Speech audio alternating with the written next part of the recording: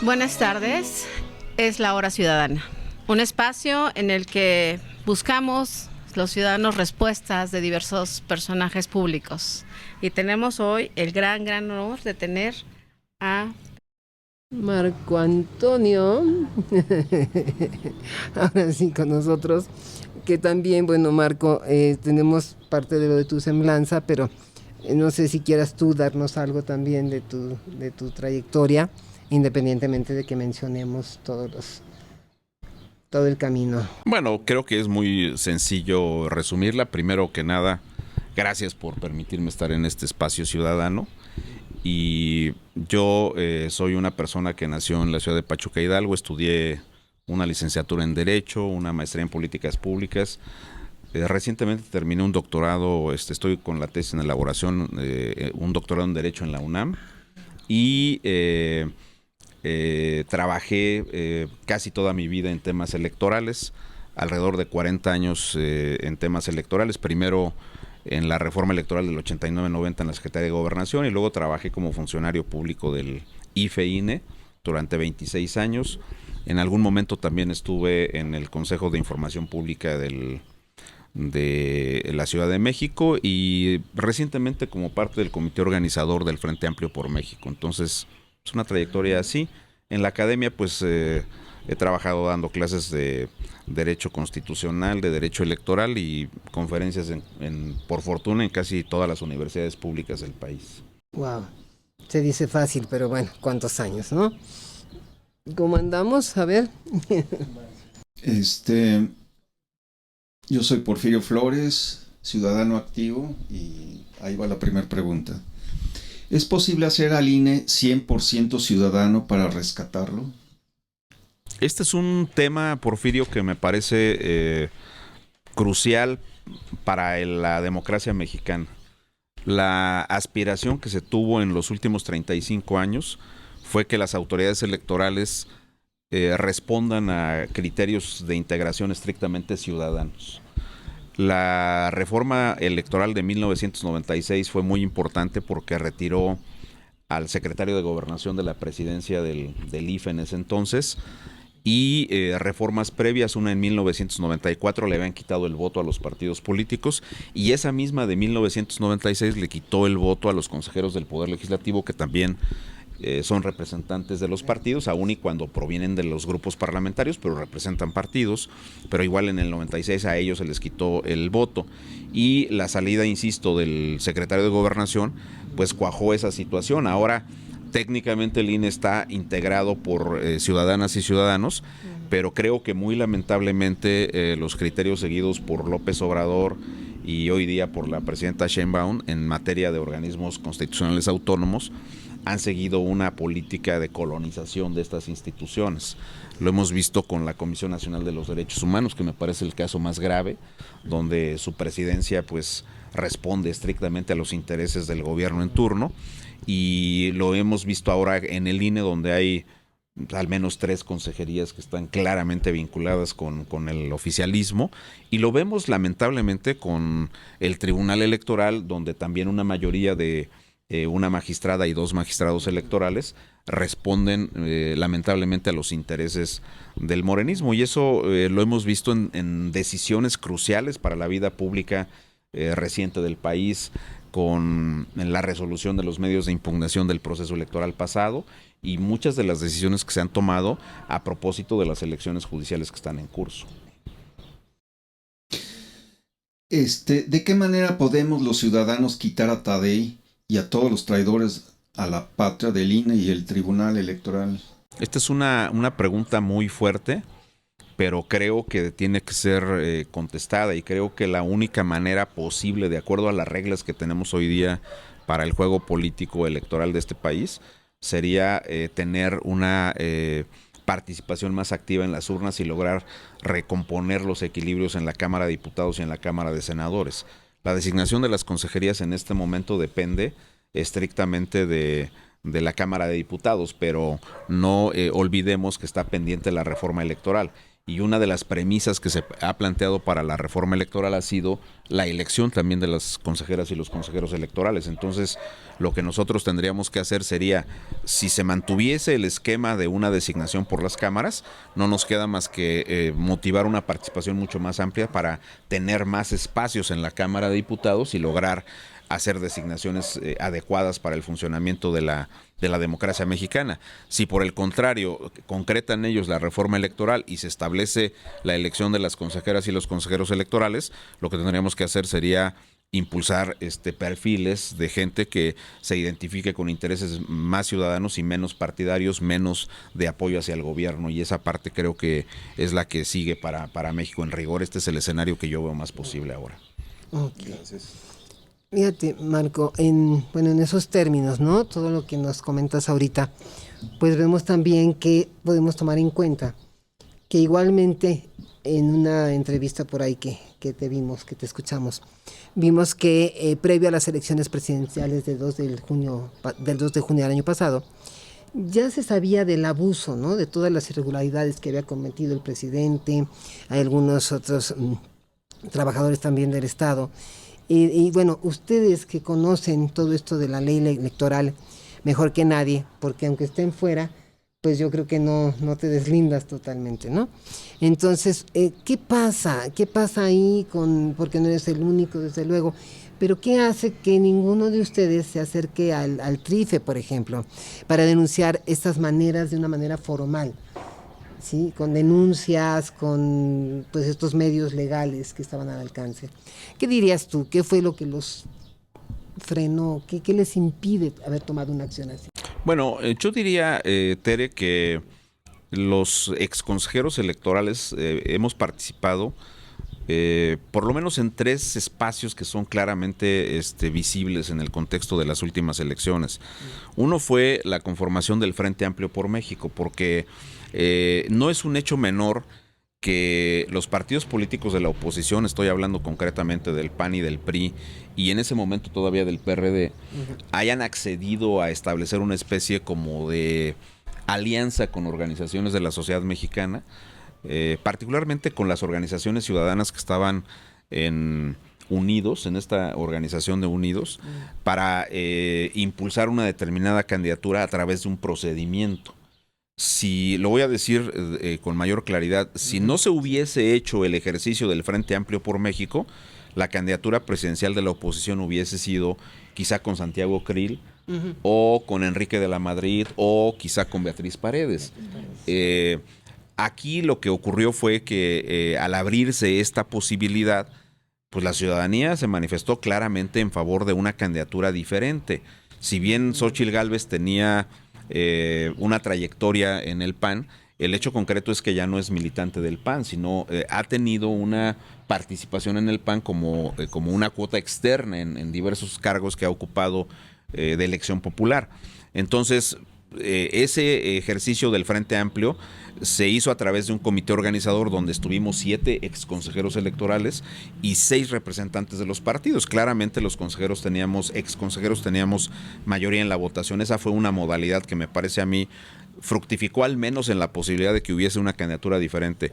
La otra cuestión fue que cuando estuvo el desahogo del proceso electoral, varios de los exconsejeros armamos un grupo que se denominó de Alerta Democrática y estuvimos en redes sociales expresando opiniones en relación al desahogo del proceso y diciendo cuáles eran los detalles que nos parecían inconvenientes. El tema de las mañaneras de López Obrador, el manejo político de los programas sociales, temas que estaban vinculados, por ejemplo, a la compra y coacción del voto que escenificó Morena en muchas regiones del país.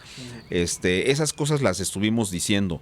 Y luego finalmente cuando vino la etapa impugnativa, nosotros presentamos varios escritos de amigos Curiae ante el tribunal electoral, y también hicimos escritos dirigidos a las consejeras y consejeros a propósito del acuerdo de la distribución de las curules de representación proporcional, que fue con lo que se consolidó pues la sobrerepresentación que tiene actualmente Morena, el Verde y el Partido del Trabajo. Esa parte nosotros la expusimos con amplitud.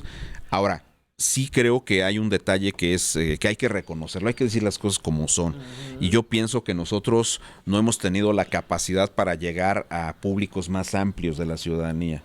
Hemos hecho las discusiones a nivel del círculo rojo, a nivel de los especialistas, a nivel quizá de las clases políticas, pero no hemos tenido la capacidad para ir al corazón de las organizaciones ciudadanas, para ir al corazón de las asociaciones de colonos, de jóvenes, de universitarios que escuchen y tengan por lo menos la posibilidad de evaluar las opiniones que sobre estos temas tenemos otro tipo de personas. Se ha quedado esa discusión en el llamado círculo rojo. No hemos tenido una cobertura más amplia, y esa parte a mí me parece que ha sido una gran falencia que hemos tenido como digamos, como opinadores y como impulsores de ciertas acciones en estos temas, y los resultados están a la vista.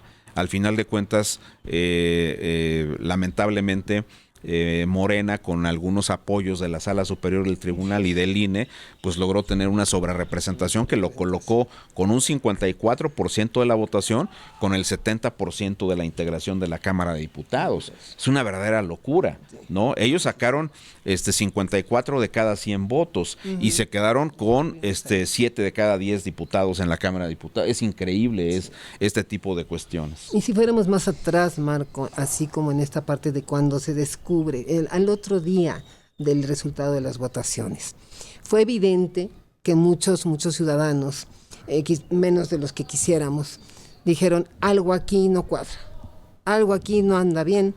Y entonces tenemos ahora que, hubo por ahí, en especial, Emilio es uno de ellos, ¿no?, que también notó que algo no estaba bien en ese momento.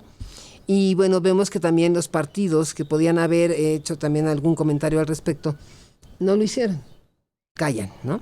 Entonces decimos, actualmente hay ciudadanía que ha tomado su tiempo y que ha hecho un valioso trabajo, no sé si sepas de ello, esto del conteo ciudadano famoso, para demostrar el fraude electoral más sucio y arbitrario de nuestra historia. Este trabajo está encabezado por 3 líderes y un buen número de profesionales voluntarios, que de verdad es impresionante la cantidad, y 0 peso, son voluntarios, quienes con voluntad y la más elevada tecnología han demostrado. Entonces, ¿qué impide a los ciudadanos como tú, como estos consejeros, hacer algún comunicado acerca de su opinión sobre este fraude? Bueno, yo me iría, Tere, si me das permiso, un poquito más atrás, Emilio, Dunia, Porfirio, me iría un poquito más atrás y diría una cuestión. Las campañas electorales de 2024 tienen en la oposición un componente que es terrible, que es el abandono de las dirigencias a la campaña presidencial. Yo no sé si ustedes recuerden que en algún momento Xóchitl Gálvez convocó, o dijo al menos que convocaría a una recabación pública de recursos para pagar la campaña. Porque los partidos de la oposición, o sea, ni el PAN, ni el PRI, ni el PRD le dieron dinero, ni un peso a la campaña. Entonces, la pregunta es, ¿dónde está el dinero del financiamiento público? ¿Qué hicieron con él? Actualmente, también no sé si ustedes lo sepan, pero creo que la gente lo debe saber, Xóchitl Gálvez paga de su propio peculio las multas que le ha impuesto el INE. No las paga el PAN, no las paga el PRI. Debería, ¿no? El PRD pues ya desapareció, pero estos otros 2 partidos que tienen cierto financiamiento no solamente la abandonaron en la campaña. Entonces, ¿por qué traigo a colación este comentario?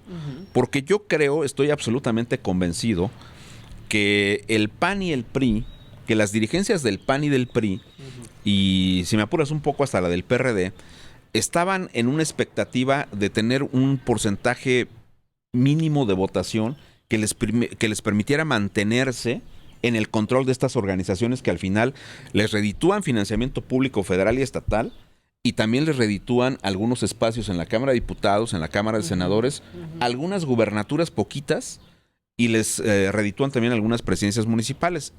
Y ellos siguen controlando pequeños reductos de poder. Pues porque tienen ese reducto de poder que no quieren soltar. Se apropiaron de esos partidos políticos, ¿no? Y yo creo que los partidos políticos, lamentablemente,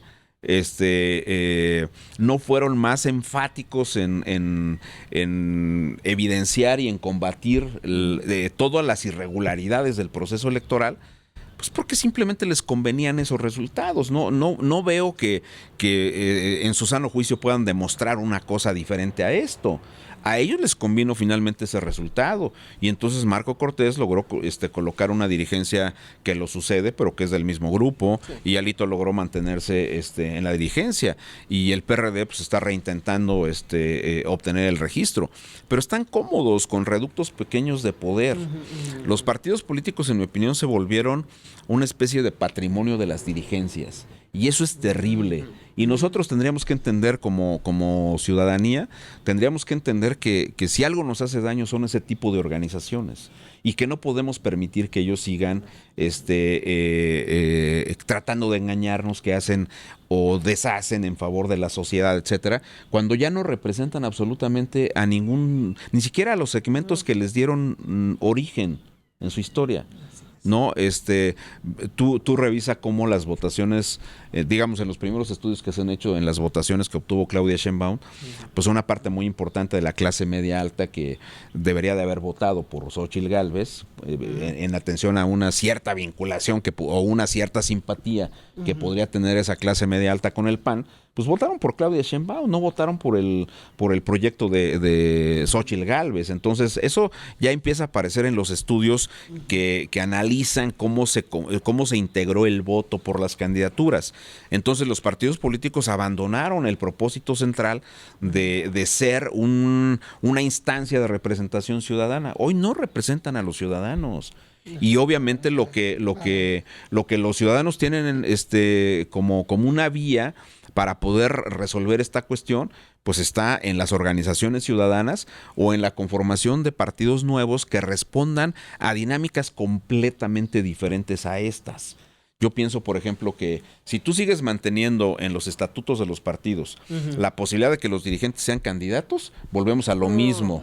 Si tú sigues manteniendo que los partidos políticos pueden hacer y deshacer con el dinero sin que presenten cuentas que sean realmente auditables y que además le pongas un tope, por ejemplo, en el ejercicio de Somos México han puesto un tope que me parece muy interesante. El tope es que del 100% de los recursos que se recaben por financiamiento público o por aportaciones de particulares, militantes, simpatizantes, solo el 30% de todo ese dinero se podría utilizar para pagar estructuras de apoyo a los partidos.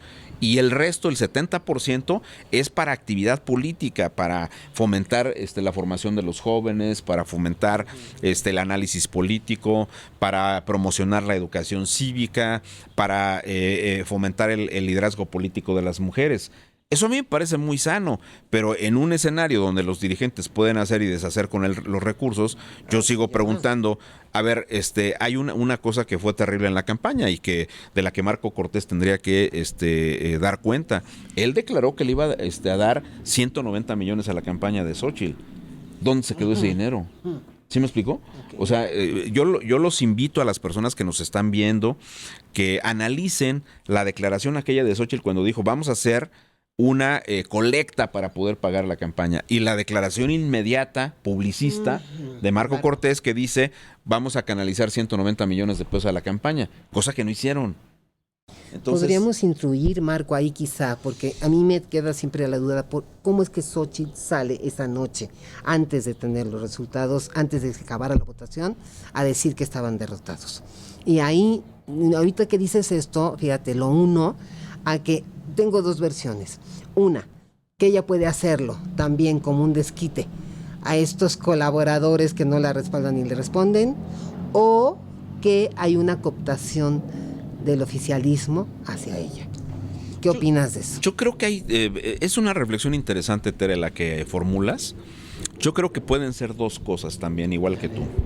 La primera es que digamos, en el esquema que Xóchitl ha informado de por qué lo hizo, pues ella dice yo tengo convicciones democráticas y ni modo que no reconozca el triunfo.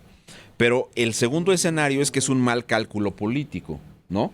Porque si tú calculas o sabes que tienes el respaldo, en este caso de la Marea Rosa, que era el conjunto de las organizaciones que la hicieron candidata y que la respaldaron en la campaña y que le dieron, pues como quiera, tuvo 16 millones de votos, no es una votación menor.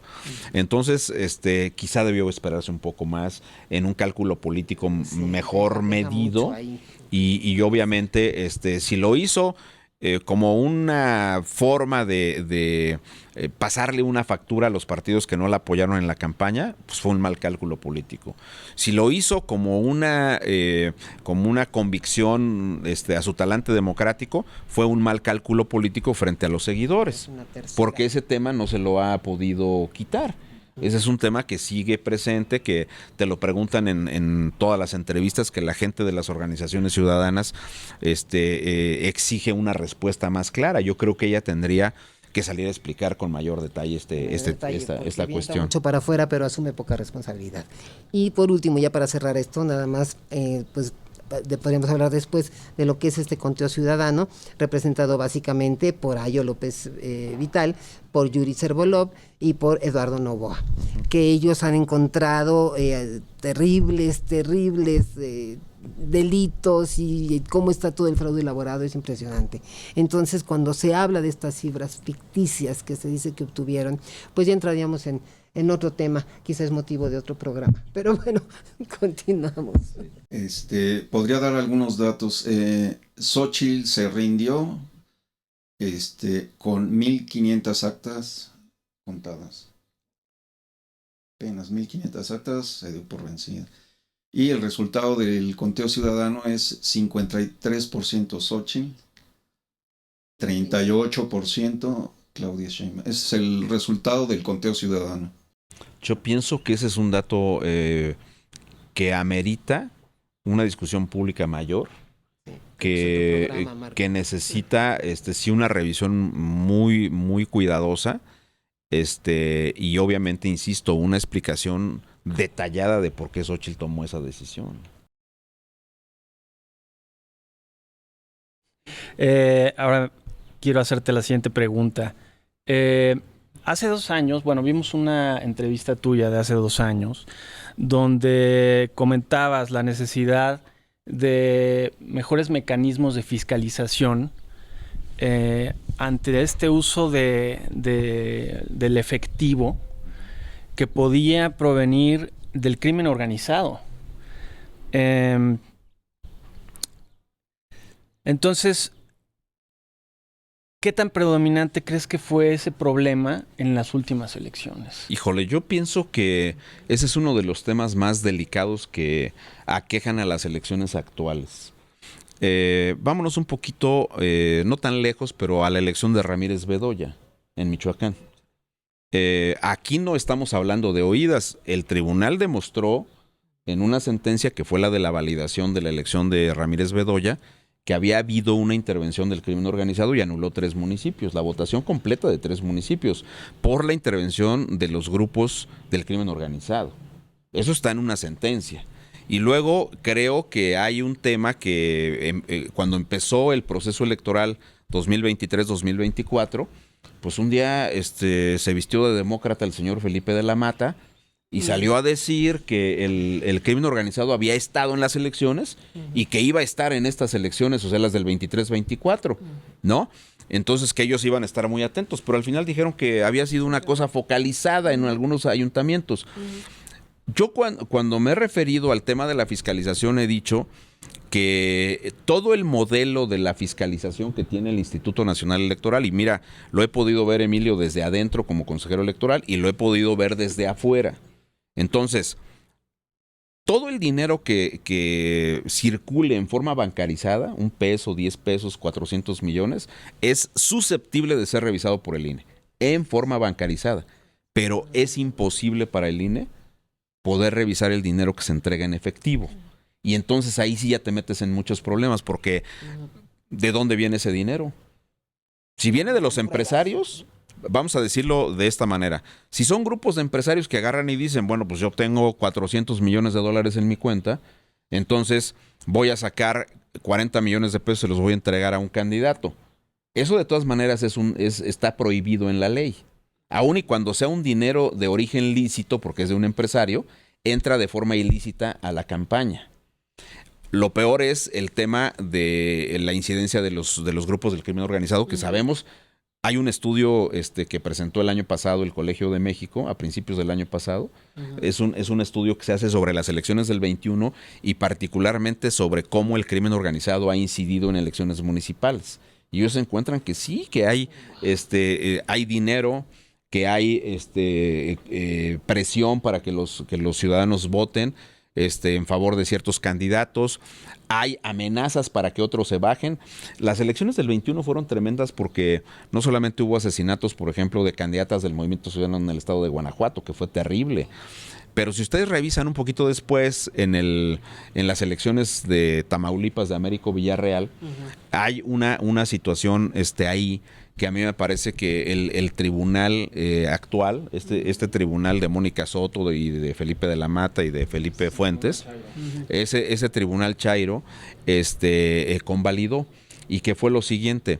Yo puedo entender que dentro del expediente no había un elemento que dijera que demostrara con absoluta nitidez que ciertas cantidades de dinero provenían de las cuentas de los narcos o de los huachicoleros, porque fue el caso de Sergio Carmona, que fue asesinado en Nuevo León. Pero hay un detalle que sí se demostró ampliamente, que fue la contratación de una avioneta, más bien de un avión de esos chiquitos de 12 plazas, en el cual Mario Delgado, presidente Morena en ese entonces, y el candidato Américo Villarreal hicieron muchos viajes. ¿Cómo se demostró en el expediente? Se demostró porque estaban las bitácoras del vuelo, firmadas por el capitán que tripuló el avión. Luego estaban los contratos de la aeronave y las fechas en las cuales se utilizó, y estaban obviamente las bitácoras de los pasajeros. ¿No? Y está la declaración despuesito de que asesinaron a Sergio Carmona en el estado, ahí en un municipio cercano a Monterrey. La secretaria particular de Carmona declaró cómo hacía las transferencias para pagar, pero no nos olvidemos que Carmona era el rey del huachicol. ¿Sí me explico? Sí. Sus grupos del crimen organizado. Entonces, ¿qué pasó? ¿Cómo valoró el Tribunal Electoral el caso de Sergio Carmona? Pues el tribunal dijo que para que tú puedas demostrar la participación del crimen organizado en las elecciones, o la intervención de los grupos del crimen organizado en las elecciones, tienes que tener hechos jurídicos contundentes y claros. Se refiere a sentencias. Entonces, yo lo traduzco así. Para que yo demuestre que el señor Carmona intervino en el crimen organizado, lo tengo que tener sentenciado en la cárcel y confeso. ¿Sí me explicó? Cuando además... La fiscalía es de ellos. Ajá. Y cuando además hay un detalle, Emilio, que pasó también. Hubo un señor allá en un pueblo de Tamaulipas, que era como un cacique de una región, completamente vinculado al cártel del Golfo. Y ese mono, en un mitin público, que está, hay un video que está en el expediente del caso Américo Villarreal. En ese video, el señor le está diciendo a estas personas que no se les olvide que se tiene que votar por el doctor. Ese es el mote de Américo Villarreal en Tamaulipas. Y les dice, no sé, ustedes pueden checarlo en YouTube, no estoy mintiendo, ahí está, fue motivo de un enorme escándalo ese tema, y está en el expediente de la elección de Américo Villarreal.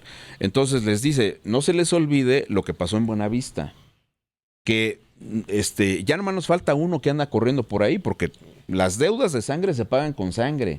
Eso era una amenaza directa a los pobladores, son 10 municipios de esa zona.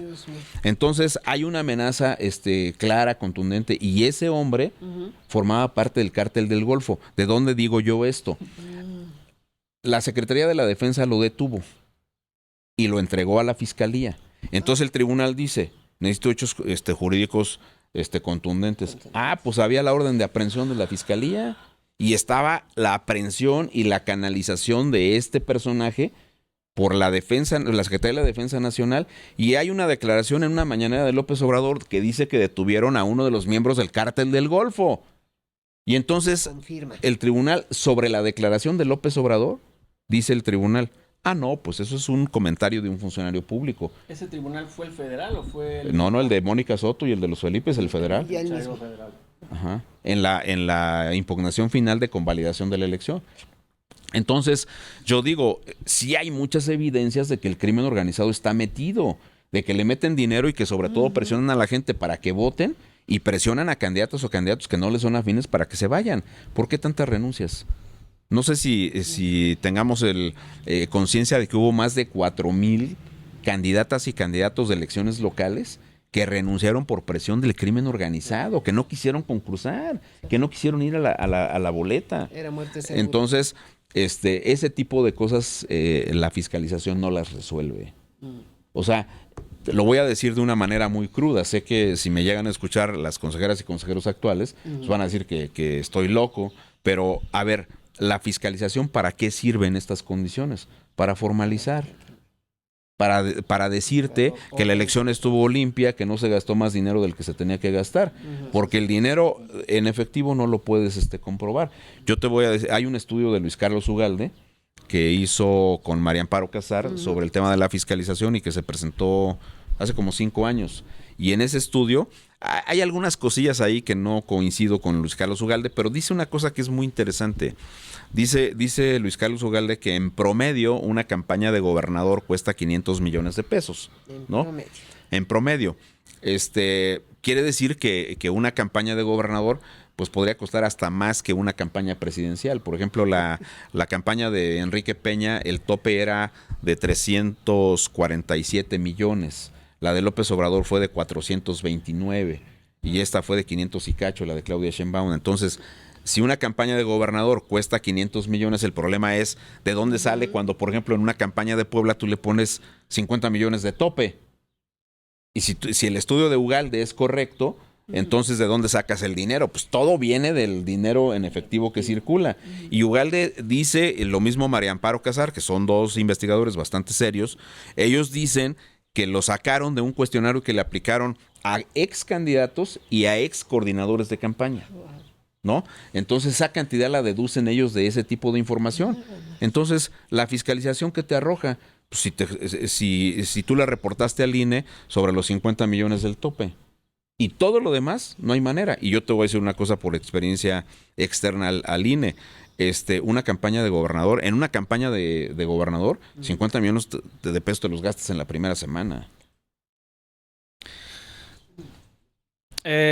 Hablando del tema del crimen organizado y que poco a poco ha salido en los últimos 6 años cada vez más información que los mexicanos no conocíamos de los nexos del crimen organizado. Quizás la más vocal es una periodista que es Anabel Hernández, que seguramente la conoces. Y ella dice que ya tiene evidencia que en las elecciones del 2018 ya López Obrador recibía dinero del crimen organizado.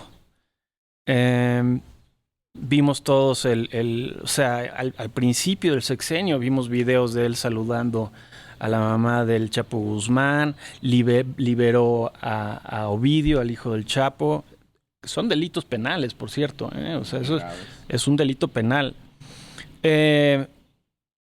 Entonces, con toda esa evidencia en retrospectiva, ¿consideras que en esa elección también hubo mano negra del crimen organizado?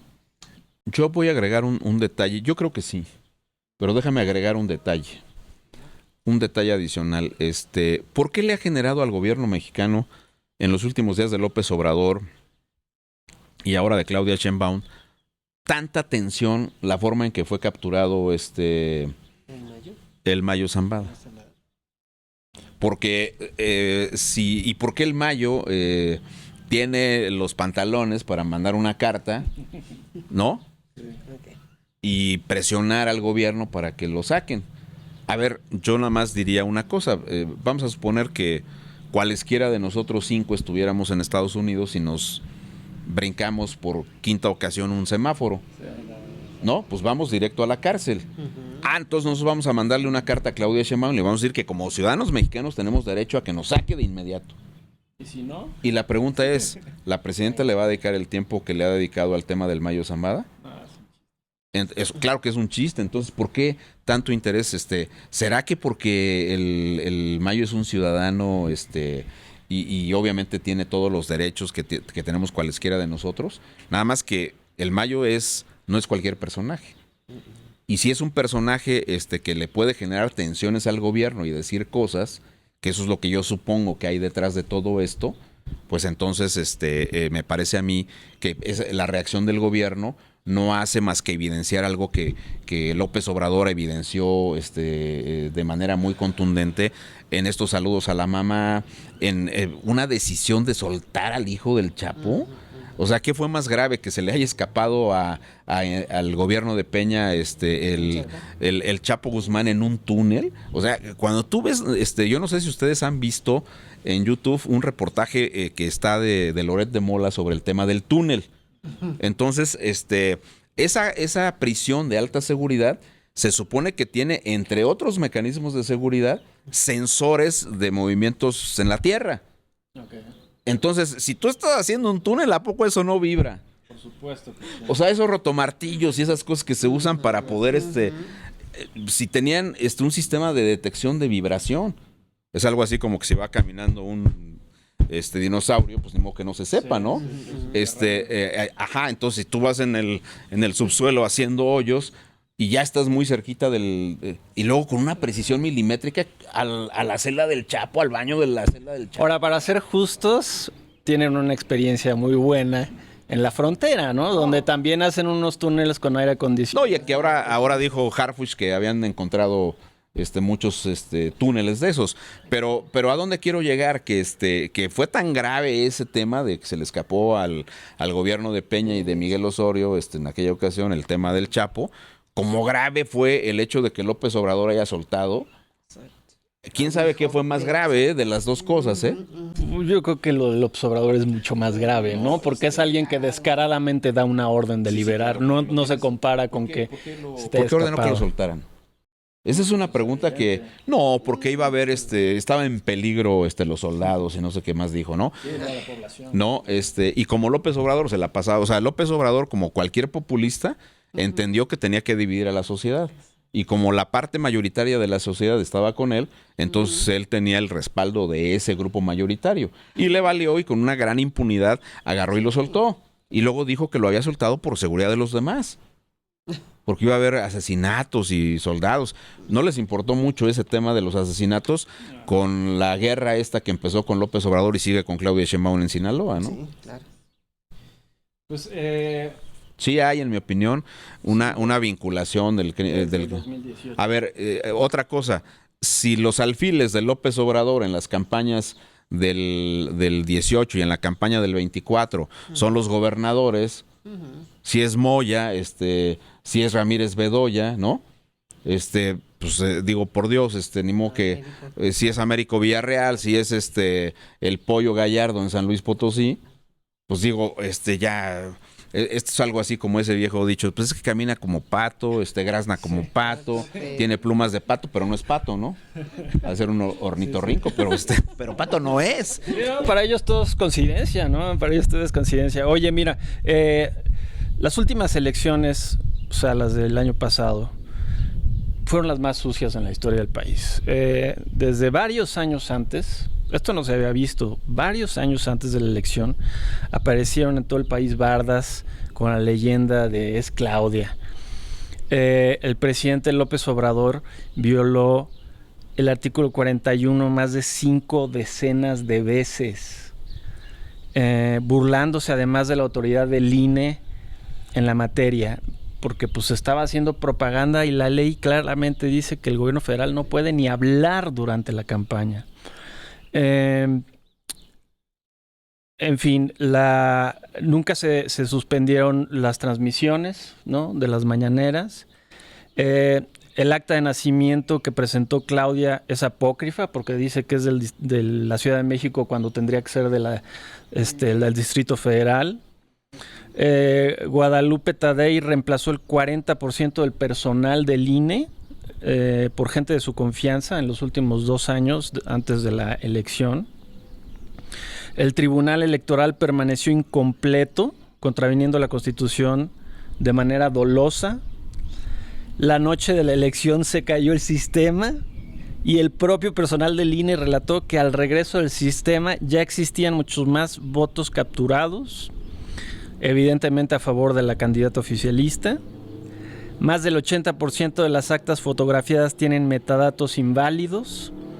Los propios consejeros del INE aceptaron la existencia de boletas planchadas, lo que es consistente con una impresión de boletas irregular. Hoy sabemos que tanto la consejera presidenta, Tadei, que tiene pues a la mitad de su familia en el gobierno morenista, como la magistrada presidente Mónica Soto, que también su papá trabaja para Yasmín, y pues todas ellas, bueno, ellas dos son corruptas, reciben beneficios del gobierno morenista y le sirven a ese gobierno descaradamente. ¿En qué momento te diste cuenta de que el INE y el Tribunal Electoral eran empleados de Morena y que esta elección debía de haberse anulado? Yo creo que desde que salió Lorenzo Córdoba y el discurso y los primeros actos de Guadalupe Tadei indicaron claramente que el INE había cambiado y que el INE estaba entregado al oficialismo. Y voy a decir del discurso de toma de protesta de Tadei. Pero cuando ella dice no vamos a mantener tensiones y ciertas fricciones con el gobierno, pues ya te está diciendo lo que quiere hacer, ¿no? Esa es una. La otra es que no sé si ustedes se acuerdan de 2 hechos que sucedieron en las semanas iniciales de la presidencia de Guadalupe Tadei. Una fue la reunión con la CONAGO. Esta reunión con la CONAGO fue una reunión que se llevó a cabo con los gobernadores en la sala del Consejo General del INE y donde el hecho más significativo fue que encerraron a los medios de comunicación en la sala de prensa y fue un escándalo nacional. Pero hay una cosa que no se dice con la suficiente claridad. Previo a esa reunión, los gobernadores de la oposición se habían retirado de la CONAGO. Ya no formaban parte de la CONAGO. Entonces, tú eres presidente del INE y dices, voy a tener una reunión con los gobernadores y le hago la invitación a la CONAGO. Pues sí, nada más que solo están los de Morena. Entonces la pregunta es, ¿por qué no invitaste a los otros? ¿No? Esa parte a mí me pareció terrible. Luego sorprendieron 2 veces a Guadalupe Tadei charlando amenamente con el jefe de comunicación social de López Obrador, con Jesús Ramírez, ¿no? Una en el INE y otra fuera del INE. Entonces tú dices, ¿qué estaba acordando con el coordinador de comunicación social? De entrada, en el lenguaje burocrático, lo voy a usar así, pues no es tu nivel. Si tú eres la presidenta del INE, pues tú hablas con el presidente de la República o hablas con el secretario de Gobernación. Y no a escondidas. Y no a escondidas, lo haces en público, ¿no? Esa parte a mí me pareció realmente terrible de parte de Guadalupe Tadei. Y luego la negativa terrible, con muchas anécdotas en el camino, hacer designaciones colegiadas de los titulares de las áreas técnicas. Y luego, pues toda esta retahíla muy precisa que tú haces de las irregularidades que tuvo el proceso electoral, me parece a mí que pintan lo que es el nuevo INE, ¿no? Donde hay mucha complicidad y donde además, o sea, es increíble que tú tienes una reforma para el Poder Judicial, ¿no? Una reforma para el Poder Judicial para desaparecer al Poder Judicial actual, para subordinar a los jueces, y es muy demostrable, pero en medio de esa reforma, cuando se hace el ajuste a la Ley General de Instituciones y Procedimientos Electorales para ajustar las normas constitucionales, agarras y le modificas las facultades a Tadei y le dices que puede designar al que se le ocurra. No sé si se acuerdan de esa. La Ley General de Instituciones y Procedimientos Electorales es la ley secundaria. Entonces le agregaron un libro con todas las normas de la elección judicial. Pero aprovechando que metieron ahí todo lo que tiene que ver con la elección judicial a la ley electoral después de la reforma constitucional, en las atribuciones de Guadalupe Tadei hay un artículo que dice: son atribuciones de la presidencia del Consejo General del INE las siguientes. Y entonces ellos pusieron: designar a los titulares de las áreas centrales del instituto. Que de ahí fue que los consejeros se enojaron y mencionaron Y promovieron una controversia constitucional en la Corte. Entonces, tú dices, ¿no son amigos entonces con la 4T? O sea, porque a la 4T le conviene que Tadei esté fuerte. ¿Tú crees que si Córdoba siguiera como presidente, no porque me haya tocado esa última administración, no estoy defendiendo tampoco a Lorenzo, ni mucho menos, se defiende solo. Pero yo digo, si Lorenzo siguiera, ¿tú crees que le hubieran metido esa facultad a Córdoba para que designara a quien quisiera? Le estarían exigiendo que designara de manera colegiada, ¿no es cierto? No, ponga de manera colegiada, consejero presidente. No, a Tadei agarraron y le pusieron una facultad. ¿No quieren los otros poner a los que tú le dices? Perfecto. Entonces Gutiérrez Luna metió un artículo en la ley que dice que la consejera presidenta puede designar a quien quiera en las áreas técnicas del instituto. A ver, ¿no son amigos? Así o más descarado. Porque ese es un regalo, ¿estás de acuerdo? Esa es una norma que está dirigida a una persona en lo particular, que es tu aliado. O sea, las mayorías para modificar la ley secundaria no se requieren mayorías calificadas. Con la mayoría que tiene Morena, el PT y el Verde era suficiente. Entonces, aprueban eso en la ley y dicen, pues es que Tadei la tenemos que blindar porque es de nosotros. Que ponga quien quiera. Eso fue lo que pasó. Eso fue lo que pasó. ¿No? Sí, claro. En todos aspectos. Sí. Totalitarismo aquí, totalitarismo allá. Hace unos días en el INE se decidió que el conteo ya no se hará en las casillas, se hará en las juntas distritales. ¿Qué riesgos ve en esto y se aplicará para futuras elecciones o solamente es para esta elección del Poder Judicial que viene? Bueno, esta decisión la tomó el INE para esta elección. Dicho de otra manera, presumiblemente sería transitoria. Presumiblemente, ¿no? Porque ahora, pues, quién sabe. Pero a mí me parece que es un gravísimo error. Porque el escrutinio y cómputo de los votos en las casillas es una garantía de seguridad. Claro, hay mucha parnafernalia y mucho show de que vamos a los consejos distritales y recontamos. Yo no sé si ustedes sepan que los recuentos de los paquetes electorales confirman el 99% de los resultados. Digo 99% porque en algunas casillas, si había 400 votos para un partido, pues a lo mejor quedaron 399 o 401. Hay una pequeña diferencia porque a lo mejor el funcionario de casilla dijo, ese voto es inválido. Y en el Consejo Distrital lo valoraron de otra manera. Pero las diferencias son de números, de 1, 2, 5 votos. No son de 5 puntos porcentuales, ¿no? Entonces, debería de ser.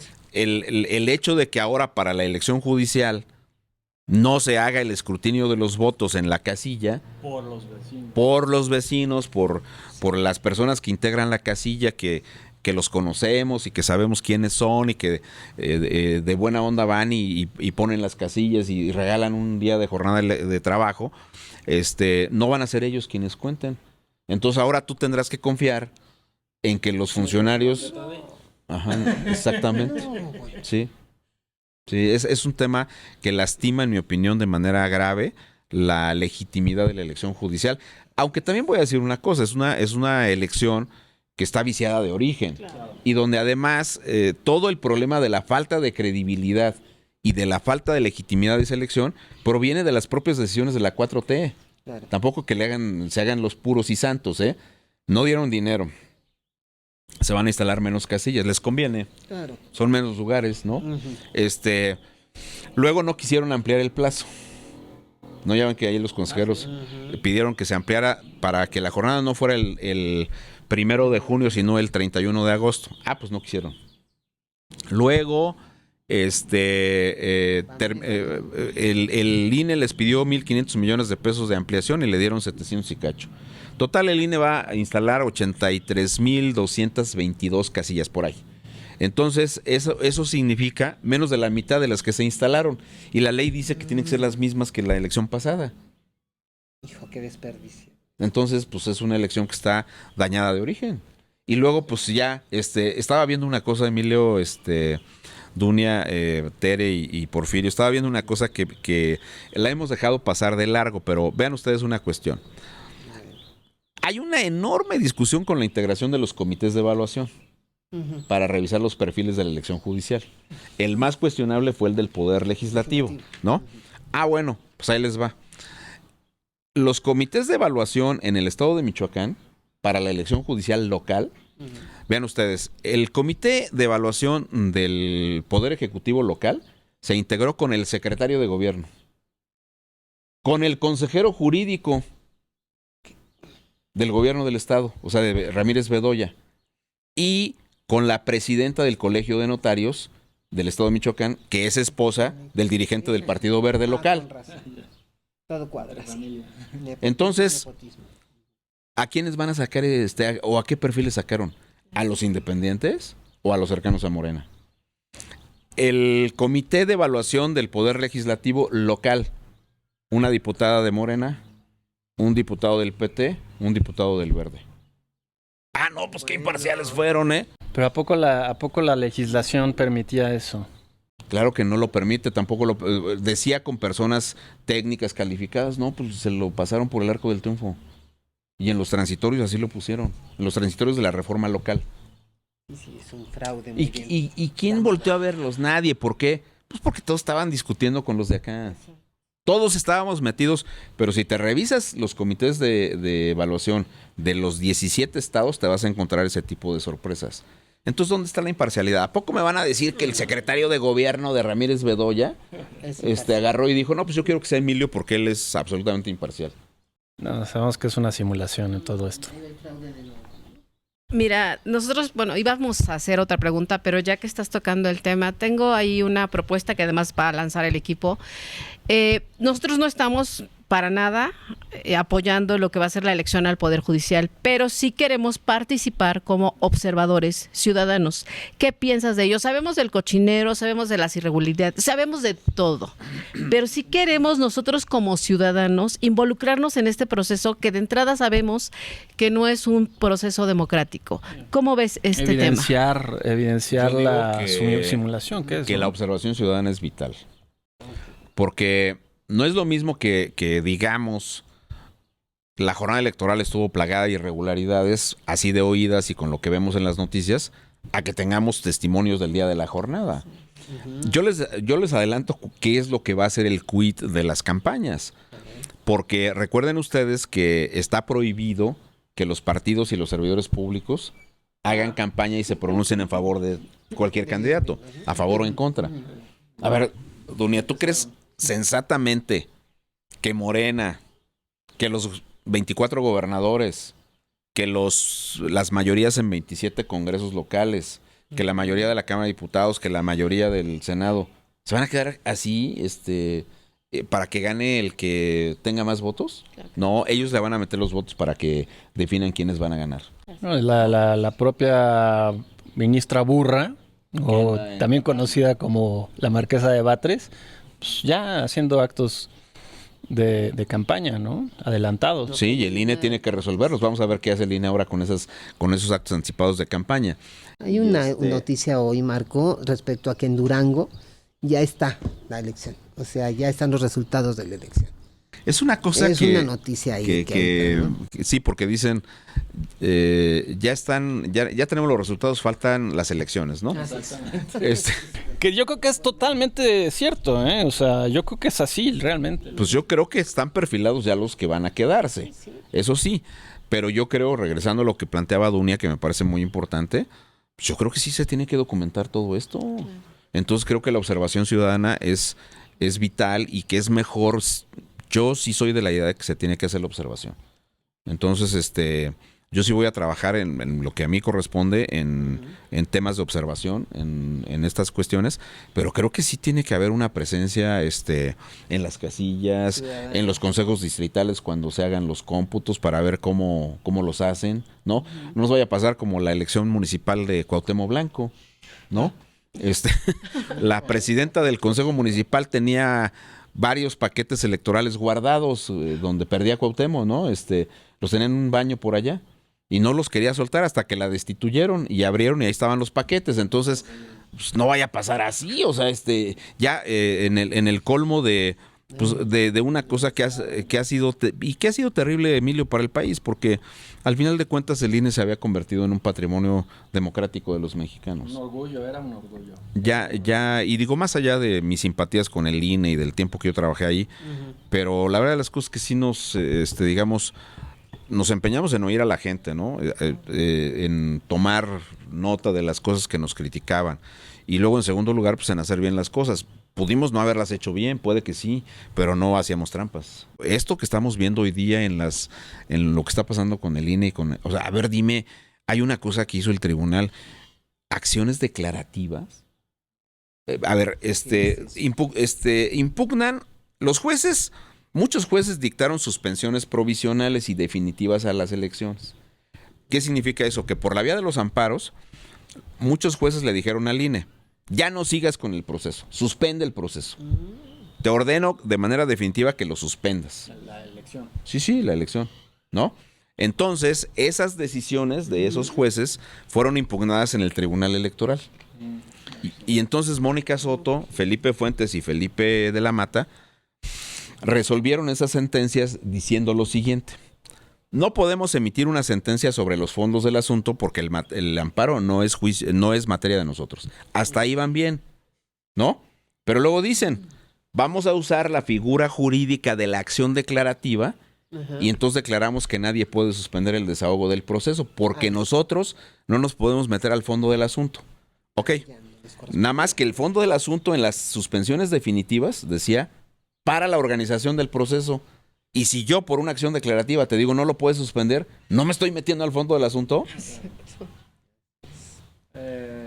Sí, se hacen de atribuciones, ¿no? Oye, es una vacilada por no decirlo de otra manera, ¿no? Cinismo que ya... Y ya después de todo esto que hemos Bueno, no, espérame, Dunia, y lo último que fue de Ripley, no le pidieron a 4 ministros que se excusaran. Que se excusaran. No, de veras, en serio. Cuando ella tenía los nexos y tiene los nexos con Morena, como presidenta, como magistrada presidenta. Como pues justamente, Emilio, lo hicieron porque tienen ese respaldo. La pregunta es, si ellos no tuvieran el respaldo de Morena, ¿lo hubieran hecho? Pero a eso voy. Después de todo este cochinero y estas cuestiones que estamos viendo, aún nosotros los ciudadanos, porque somos ciudadanos, tenemos esa posibilidad de acceder a espacios democráticos o a elecciones democráticas dadas las circunstancias que estamos viendo, porque yo no veo tan fácil que Morena suelte el poder. Por eso, pero tenemos que reconstruirlos, Donia. Yo creo que la gran tarea es reconstruirlos, porque la otra es que nos vayamos a nuestra casa y pues, yo agarro y digo, pues es que yo ya soy profesor allá en la Panamericana y aunque me pagan muy poquito, pero pues yo ahí me la llevo con mis clases. Pero ya van tras tu casa también. ¿No? O sea, no. Entonces yo creo que pues esas son las opciones que tenemos. Entonces yo como ciudadanía digo, sí tenemos que incidir y tenemos que hacer la diferencia buscando la reconstrucción de los espacios. Ya, perdimos el INE, sí. Perdimos el Poder Judicial, sí. La democracia en México ya no es democracia, es una especie como de autocracia. Por más que nos digan misa, ¿no? Y claro, la presidenta andaba pero súper contenta, pues porque había logrado que Donald Trump se esperara, pero pues ya no se esperó, ¿no? Y luego la otra es, pues hay que ver la carita de la presidenta cuando dice, no, fíjense una cosa, su primera reforma en materia política fue prohibir en la Constitución la reelección y prohibir que los familiares en línea directa sucedan en los cargos públicos a gobernadores y presidentes municipales. Entonces la presidenta... perdón. ¿No? Dice la presidenta, yo no quiero este tipo de situaciones y sus aliados le dicen que sí. Le dan un revés a la iniciativa, a la primera iniciativa. Esta iniciativa no es de López Obrador, es de Claudia Sheinbaum. Es la primera reforma que sale de Claudia Sheinbaum. Que además no es necesario, o sea, es como si dices, oiga, por cierto, está prohibido, no sé, robarse los no sé qué de la oficina. No necesitas decirlo. Simplemente ella es jefa del gobierno federal. Ella podía o puede terminar con una cantidad enorme de nepotismo que existe. Está en su mano. Está es en el partido de Morena y el gobierno federal. Si ellos dos quisieran, se acaba el nepotismo. No necesitas hacer una ley, es atole con el dedo, ¿no? Pues sí, pero las principales familias que gozan del nepotismo están enquistadas en Morena. Los Monreal, ¿no? Es increíble lo que declaró Saúl Monreal, el hermano de Ricardo Monreal, ¿no? Que dijo, bueno, yo apoyo a la presidenta, pero por supuesto apoyo a la presidenta. Pero si el pueblo quiere, yo voy a ser candidato. ¡Claro, el pueblo! Al fin que ellos no tienen capacidad. El hermano, que es uno de los peores gobernantes que ha tenido, el hermano actual, que es uno de los peores gobernantes que ha tenido Zacatecas, no tiene ninguna posibilidad de incidir en la encuesta para posicionar al hermano en la hija de Salgado Macedonio. ¿Qué tal? ¿No? Ese ha sido un chimoltrufio. Bastaría ver las declaraciones de Salgado Macedonio en la última semana y media. Un día dice que respalda a Claudia, porque él está bien chavo hablando de jóvenes. Yo estoy bien joven y me puedo esperar hasta el 2036. O 33, no me acuerdo cuándo le tocaría. Ya desde ahí. Pero yo no tengo problemas, pero yo respaldo a la presidenta. Y ayer dijo, no, es que si el pueblo quiere, pues es un derecho y obviamente pues el pueblo manda. No, de veras un nivel de cinismo. Y luego el argumento de Fernández Noroña, ¿de veras lo vamos a comprobar como tal? Es que está en peligro, fíjese bien, le cambiamos la fecha a la presidenta porque está en peligro la viabilidad de la coalición legislativa y electoral. O sea, sin el verde no podemos hacerla. Pues ya no queda nada. Pero la gente la gente hoy día está embelesada con los programas sociales. Sí. Sí, exacto. Y por eso, insisto, no hemos sido suficientemente eficaces en hacer llegar pues, esta información, estas reflexiones. Pues es la intención que tenemos con todo esto, Marco. Yo tengo dos preguntas de nuestro compañero Luis Armando, que no puede asistir, está trabajando. Están relacionadas. ¿Cómo evalúa el fenómeno de la sobrerepresentación en el Congreso y su impacto en la democracia mexicana? Y la segunda es, ¿existen mecanismos que podrían evitar este tipo de distorsiones? Bueno, ¿cómo lo evalúo? Como uno de los fenómenos más terribles para la democracia mexicana, demoledor para la democracia mexicana. Porque por la vía de la sobrerepresentación en los términos que se dio, se consiguió darle viabilidad a la reforma judicial. Se consiguió, por ejemplo, el tema de apropiarse de estos 2 billones de pesos de las reservas de los trabajadores del Infonavit. O sea, un conjunto de situaciones que son contrarias a derechos y son contrarias al funcionamiento normal de la democracia mexicana. Y el único camino que nos queda es una organización mucho más eficaz, una construcción de liderazgos ciudadanos completamente diferente a la que nos ofrecen los partidos políticos y una actividad, de veras en serio lo voy a decir y podría sonar excesivo, pero pues el ejemplo lo tenemos en Venezuela con María Corina Machado. O sea, ¿cómo es posible que una persona en esas condiciones haya logrado articular una oposición y ganar una elección como la ganó? Porque Maduro no ha demostrado que ganó las elecciones. Entonces nosotros necesitamos generar esos mecanismos de participación para modificar cuestiones legales que impidan esa sobrerepresentación. Pues agradecemos el tiempo. Recuerden escribirnos. Tenemos los medios de contacto que son a través de TikTok, a través de YouTube y a través de Twitter. Y los esperamos la próxima ocasión. Muchas gracias por haber estado con nosotros. Gracias, Porfirio. Gracias, Tere.